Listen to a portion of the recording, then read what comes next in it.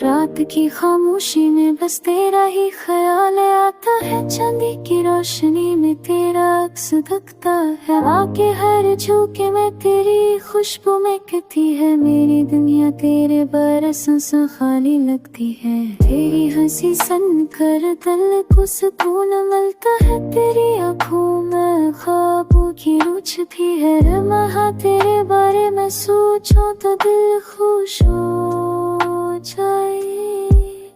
तू जो करीब आए तो हर दुख आसान लगे, चांदनी के ज़ीर साए हमने वादे बनाए थे। होगी सरसराहट में तेरे सपने सनाए गए, तेरी मोहब्बत ने जिंदगी को रंगीन कर दिया।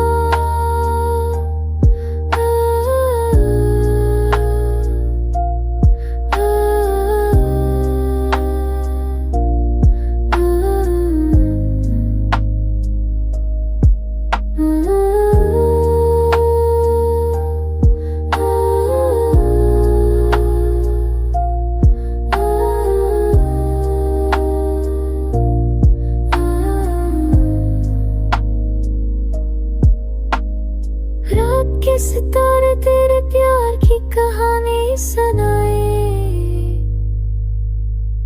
मेरी हर दुआ तेरे नाम से जड़ी हो। तू जो पास हो तो हर लम्हा खुशियों से भर जाए, तेरी मुस्कान से दिल के सब मत जाए। हवा के नरम झोंके तेरे लम्स का एहसास लाए, मेरी जिंदगी तेरे बगैर अधूरी और सुनसान लगती।